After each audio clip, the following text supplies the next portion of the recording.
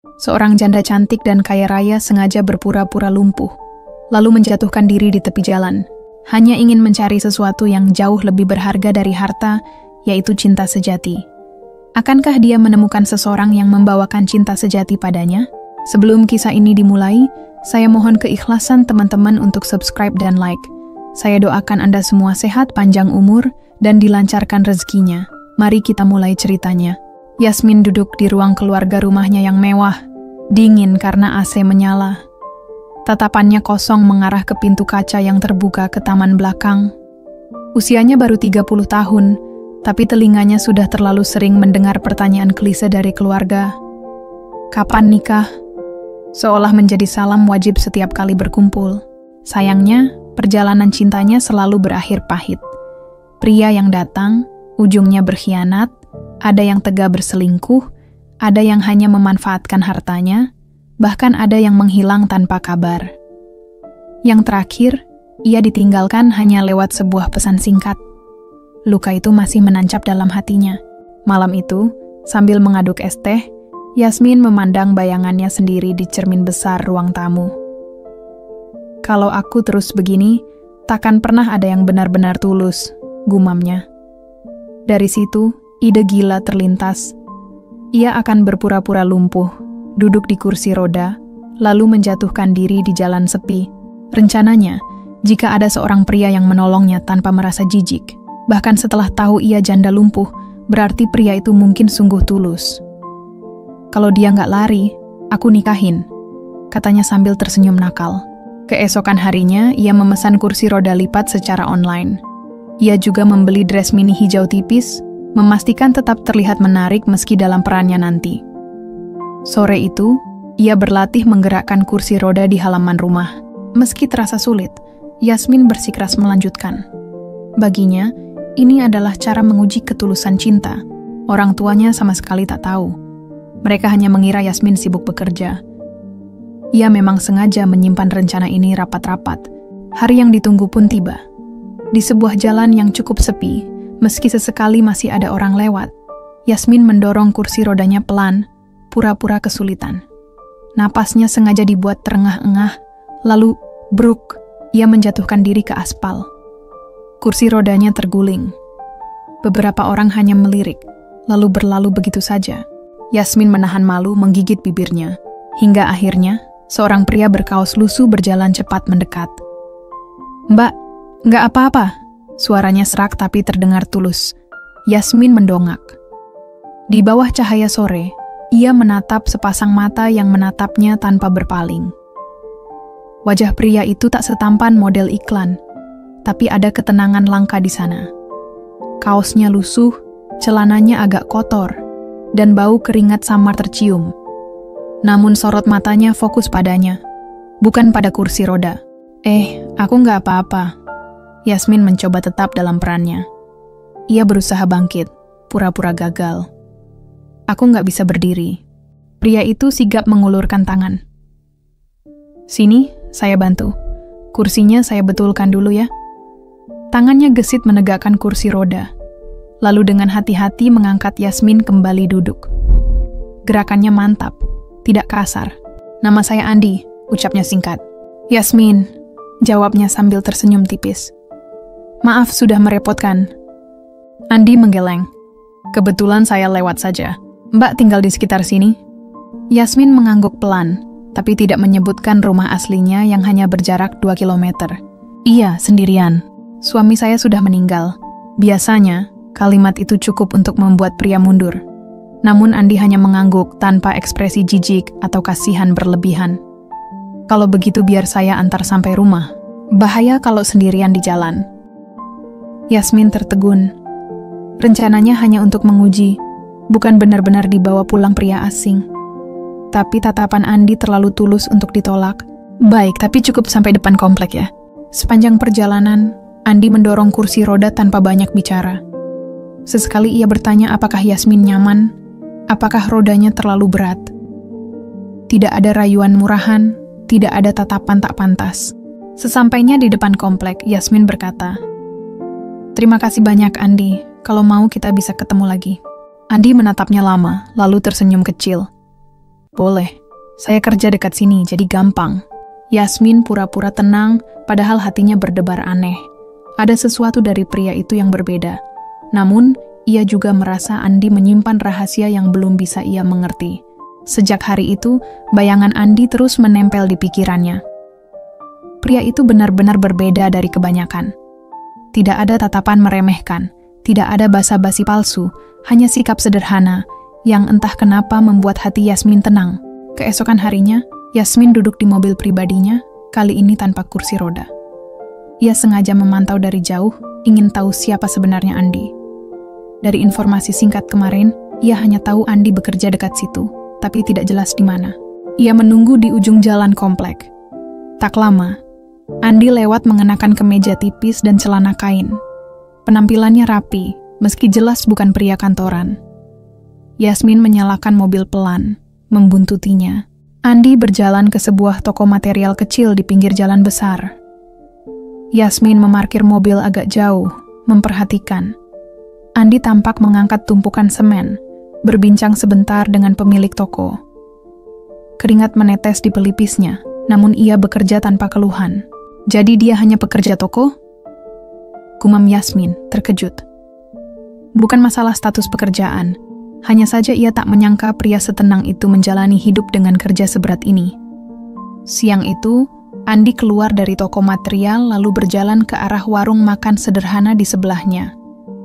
Yasmin yang sejak tadi memperhatikan, memberanikan diri turun dari mobil. Ia masih ingin melanjutkan ujian kecilnya. Dengan kursi roda, ia mendorong tubuhnya pelan ke arah warung. Saat melihatnya, Andi tampak terkejut. "Mbak Yasmin, kok bisa di sini?" Yasmin tersenyum manis. "Lagi keluar beli makan. Kebetulan ketemu." Andi mengangguk lalu mempersilakannya duduk di meja yang sama. "Mau saya pesankan?" tanyanya ramah. Percakapan pun mengalir sederhana. Yasmin menanyakan pekerjaannya, dan Andi menjawab tanpa keraguan. "Saya kerja di toko material. Gajinya nggak besar, tapi cukup buat hidup." Jawaban itu membuat Yasmin terdiam cukup lama. Dalam hatinya muncul keraguan. Bagaimana jika pria sederhana yang tulus ini justru membuatnya jatuh hati, sementara kehidupan mereka sangat berbeda? Ketika pulang, sesuatu membuat Yasmin terkejut. Dari dompet Andi, ia sempat melihat selembar foto perempuan muda terselip. Wajahnya asing, namun tatapannya hangat. Yasmin langsung merasa misteri Andi baru saja dimulai. Sepanjang perjalanan, pikirannya dipenuhi bayangan foto itu. Siapa perempuan muda di dompetnya? Senyum pada foto itu begitu hangat, seperti menyimpan kenangan manis. Malamnya Yasmin duduk di teras sambil memainkan gelas teh. Siapa dia? Pacar, istri, atau tunangan? Gumamnya. Jika benar Andi masih terikat dengan orang lain, maka semua rencana uji ketulusan ini hanya akan berakhir sia-sia. Keesokan harinya, Yasmin kembali ke toko material dengan alasan membeli pot bunga. Ia tetap datang dengan kursi roda, menjaga perannya sebagai janda lumpuh. Andi menyambut hangat, membantu memilih barang. Tiba-tiba, Yasmin memberanikan diri bertanya, "Foto perempuan di dompetmu itu siapa?" Andi sempat terdiam, lalu tersenyum samar. "Oh, itu adik saya, namanya Rara." Jawaban itu melegakan, tapi sekaligus menimbulkan tanda tanya baru. "Adik? Lalu mengapa fotonya selalu dibawa?" Yasmin mencoba terdengar santai. "Kalian dekat ya?" Andi mengangguk singkat. "Dulu iya, tapi sekarang sudah nggak bisa lagi." Tatapannya mendadak kosong, seolah terbawa pada kenangan lama. Yasmin menahan diri untuk tidak bertanya lebih jauh, namun rasa penasaran seperti api kecil yang terus menyala. Ia yakin, di balik senyum tenang Andi, ada luka yang dalam. Setelah mengobrol sebentar, Yasmin pamit. Namun di dalam mobil, ia memutuskan satu hal. Ia harus tahu kisah sebenarnya tentang Rara. Malam itu, Yasmin mencari informasi lewat internet. Ia mengetik nama Andi, menambahkan kata toko material dan lokasi. Tidak banyak hasil yang muncul, hanya satu artikel berita lama, 2 tahun silam. Isinya tentang kecelakaan motor di jalan kota. Salah satu korban bernama Rara, usia 22 tahun. Jantung Yasmin berdegup keras.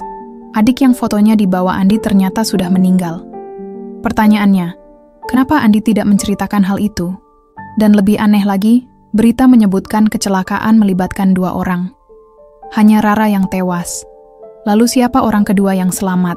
Keesokan paginya, Yasmin kembali mendatangi toko material, kali ini tanpa alasan membeli apapun. Ia hanya ingin bicara. Ia mengenakan dress biru muda, rambutnya diikat setengah, dan duduk di kursi roda di depan toko menunggu Andi selesai menata barang. Saat melihatnya, Andi agak terkejut. Pagi-pagi sudah nongol aja. Ada yang bisa saya bantu, Mbak? Bukan mau beli, cuma mau ngobrol. Kalau nggak ganggu, jawab Yasmin berusaha santai. Andi ragu sejenak, lalu duduk di bangku kayu di hadapannya. Mereka berbincang ringan soal cuaca, pekerjaan, hingga makanan favorit. Yasmin sengaja mengarahkan percakapan ke keluarga. Akhirnya Andi berkata lirih. Aku cuma punya 1 adik namanya Rara. Kami dulu sangat dekat, tapi 2 tahun lalu dia kecelakaan. Yasmin menahan napas. Aku turut berduka. Andi menatap jauh ke jalan. Hari itu aku yang bawa motornya. Ucapan itu membuat Yasmin terdiam kaku. Jadi mau kamu selamat? Iya. Dan sejak saat itu aku nggak pernah bisa maafin diriku sendiri. Makanya aku selalu bawa fotonya. Supaya aku ingat, ada orang yang gagal aku jaga. Suaranya lirih, penuh penyesalan. Yasmin merasakan sesak di dada. Andi bukan hanya pria sederhana, ia juga pria yang memikul rasa bersalah besar. Mungkin itu bukan salahmu sepenuhnya, ucap Yasmin pelan. Andi tersenyum pahit. Kalau aku nggak ngajak dia pergi waktu itu, dia masih hidup. Hening sejenak menyelimuti mereka. Yasmin ingin meringankan beban Andi, namun ia sadar dirinya juga tengah berbohong dengan identitas palsu. Saat pamit, Andi menatapnya lama. Mbak Yasmin, saya nggak tahu kenapa, tapi rasanya kita sama-sama punya beban yang nggak semua orang bisa mengerti. Kalimat itu menghantam Yasmin. Ia sadar, bila terus mendekat, cepat atau lambat kebohongannya akan terbongkar. Tapi anehnya, hatinya justru ingin tetap berada di sisi Andi. Hari-hari selanjutnya, Yasmin semakin sering bertemu Andi. Mereka mulai terbiasa sarapan bersama di warung kecil dekat toko material. Obrolan yang awalnya kaku kini terasa akrab. Namun, setiap kali Andi mendorong kursi rodanya, Yasmin selalu diliputi rasa bersalah. Kebohongan yang ia simpan terasa makin menekan. Ia bukan janda, tidak lumpuh. Dan rumahnya pun bukan di kompleks sederhana seperti yang ia ceritakan. Sore itu, saat Andi mengantarnya hingga gerbang komplek, Yasmin hampir saja membuka jujur semuanya. Andi, sebenarnya aku... ucapnya lirih. Namun sebelum sempat melanjutkan, ponsel Andi berdering. Ia segera mengangkat, wajahnya berubah tegang. Maaf mbak, saya harus pergi. Ada urusan penting. Tanpa penjelasan panjang, Andi berlari meninggalkannya. Yasmin terpaku. Nada panik dalam suara Andi begitu asing, belum pernah ia dengar sebelumnya. Malam itu, Yasmin tidak bisa tidur. Pikirannya terus bertanya-tanya. Apa yang membuat Andi begitu tergesa-gesa? Ia mencoba menghubunginya, tapi nomor Andi tidak aktif. Keesokan harinya, Andi tak terlihat di toko material. Rasa penasaran memaksa Yasmin bertindak. Ia keluar rumah tanpa kursi roda, menyamar dengan kacamata hitam dan topi. Setibanya di toko material, ia bertanya pada pemiliknya. Bu, Andi nggak masuk ya? Pemilik toko menggeleng. Dia izin 3 hari, katanya ada urusan keluarga. Jawaban itu membuat Yasmin bingung. Setahunya, keluarga Andi sudah tak ada lagi setelah Rara meninggal. Lalu siapa yang ia temui? Sore harinya, Yasmin melihat Andi dari kejauhan di sebuah rumah sakit kecil. Ia membawa tas besar, masuk lewat pintu belakang. Yasmin menunggu hampir 1 jam, namun Andi tak kunjung keluar. Pikirannya kalut. Apakah Andi juga menyimpan rahasia, sama seperti dirinya? Ia memutuskan untuk tetap menunggu. 1 jam berlalu, lalu 2 jam. Ketika Yasmin hampir menyerah, pintu belakang akhirnya terbuka. Andi keluar sambil mendorong kursi roda. Di kursi itu, duduk seorang perempuan muda berusia sekitar 20-an. Rambutnya panjang tergerai, wajah pucat, tangannya lemah di pangkuan. Yasmin terperanjat. Andi berbincang pelan dengan seorang perawat, lalu mendorong perempuan itu menuju sebuah mobil tua. Dengan sabar, ia membantu sang perempuan naik, memasangkan sabuk pengaman, lalu mengemudi pergi. Tanpa berpikir panjang, Yasmin mengikuti dari jauh. Mobil itu melaju ke arah pinggiran kota, berhenti di sebuah rumah sederhana. Andi menuntun perempuan itu masuk. Yasmin menunggu setengah jam sebelum berani mendekat. Dari celah tirai jendela yang sedikit terbuka, ia mengintip.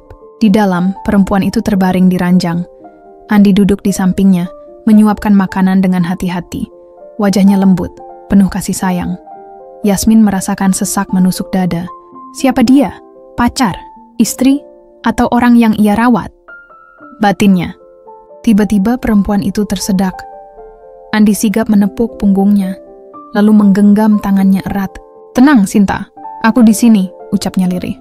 Nama itu menghantam telinga Yasmin. Sinta. Dengan langkah gemetar, Yasmin mundur dan kembali ke mobil. Ia tak tahu harus merasa apa, cemburu, marah, atau sekadar bingung.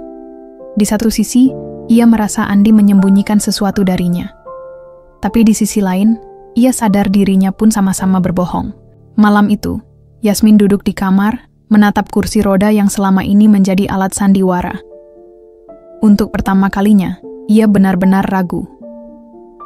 Jika Andi tahu kebenarannya, apakah ia masih mau menerima? Dan siapa sebenarnya Sinta di hidup Andi? Esok paginya, Yasmin datang ke toko material lebih awal. Ia mengenakan dress putih sederhana, tetap duduk di kursi roda agar perannya tidak goyah. Tak lama, Andi tiba dengan wajah lelah, matanya sembab. "Pagi, Andi," sapa Yasmin dengan senyum. "Pagi, Mbak Yasmin," jawabnya singkat sambil menata barang. Yasmin menunggu hingga toko agak sepi, lalu mendekat. "Kemarin, aku lihat kamu di rumah sakit," ucapnya pelan. Andi terdiam lalu menatap tajam. "Kamu ngikutin aku?" Yasmin menelan ludah. "Aku cuma khawatir. Siapa perempuan itu?" Ekspresi Andi melunak meski suaranya berat. "Dia Sinta, orang penting buat aku." "Penting? Seperti apa?" desak Yasmin. Andi menarik napas panjang, lalu duduk di bangku kayu. "Sinta tunanganku. 2 tahun lalu dia juga mengalami kecelakaan. Sama seperti Rara. Bedanya, Sinta selamat. Tapi sejak itu dia nggak bisa berjalan dan sulit bicara." Kata-kata itu membuat Yasmin membeku. Kini ia sadar, bahkan sebelum dirinya muncul, Andi sudah punya seseorang yang ia jaga sepenuh hati. Andi merawat Sinta seorang diri. Keluarganya sudah lama pindah ke luar negeri dan jarang sekali memberi kabar. "Aku nggak bisa meninggalkan dia," ujar Andi lirih. Yasmin mencoba tersenyum, meski hatinya terasa sesak. "Kamu luar biasa," ucapnya pelan. Namun Andi hanya menggeleng. "Aku cuma sedang menebus kesalahan. Kalau waktu itu aku lebih berhati-hati, Rara dan Sinta nggak akan bernasib seperti ini." Ucapan itu membuat Yasmin makin yakin. Andi adalah lelaki setia. Namun sayangnya kesetiaan itu bukan untuk dirinya. Malam itu, sepulang dari rumah Andi, Yasmin duduk lama di kamar. Tatapannya kosong ke arah cermin. Ia bertanya dalam hati, sampai kapan ia harus hidup dalam kebohongan? Yasmin sadar, sebesar apapun usahanya, Andi tidak akan berpaling dari Sinta. Tapi sisi egoisnya masih berharap ia punya kesempatan. Keesokan harinya, Yasmin datang membawa sekotak kue ke rumah sederhana tempat Andi merawat Sinta. Andi tampak terkejut. "Mbak Yasmin, kok tiba-tiba ke sini?" Yasmin tersenyum lembut. "Aku mau ketemu Sinta, boleh kan?" Setelah ragu sejenak, Andi mempersilakan masuk. Sinta tampak duduk di kursi roda di dekat jendela. Wajahnya pucat, namun tetap cantik. Yasmin mendekat sambil memperkenalkan diri. "Halo, aku Yasmin, temannya Andi." Sinta menoleh pelan. Bibirnya bergerak, tapi tak ada suara keluar. Yasmin berusaha mencairkan suasana dengan cerita ringan. Andi masuk ke dapur menyiapkan teh, meninggalkan keduanya. Saat itu Yasmin sempat mengamati Sinta lebih dekat. Ada sorot mata sendu, seolah mengerti sesuatu. Tanpa sadar, Yasmin berdiri untuk mengambil tisu. Baru ia sadari, ia telah melakukan kesalahan. Sinta menatapnya kaget. Meski tak bisa bicara, sorot matanya jelas penuh tanda tanya. Yasmin buru-buru duduk kembali. Detik berikutnya, suara Andi memecah ketegangan. Tehnya sudah jadi. Hari itu berlalu seperti biasa, tapi Yasmin gelisah sepanjang jalan pulang. Ia takut Sinta akan menceritakan rahasia itu pada Andi. Namun entah mengapa, Yasmin merasa Sinta memilih diam. Malamnya, Yasmin berbaring dengan pikiran penuh rencana. Ia tahu, cepat atau lambat kebohongan ini akan terbongkar. Satu-satunya cara hanyalah membuat Andi melihatnya sebagai seseorang yang layak diperjuangkan. Walau ia tahu, hati Andi tetap milik Sinta. Beberapa hari kemudian, Andi mengajak keduanya berjalan sore di taman dekat rumah sakit. Udara sejuk, pepohonan rimbun, dan kicau burung membuat suasana terasa damai. Yasmin di kursi roda, sementara Andi mendorong Sinta. Mereka berhenti di dekat kolam. Andi pamit sebentar membeli minuman. Kini hanya ada Yasmin dan Sinta. Sinta menatapnya dalam. Perlahan jari-jarinya bergerak di atas pahanya, menulis kata, "Kamu bisa jalan." Seketika Yasmin membeku. Sebelum sempat berkata apa-apa, terdengar teriakan. Seorang anak kecil tercebur ke kolam. Refleks, Yasmin bangkit dan berlari menolong. Ia mengangkat anak itu ke daratan.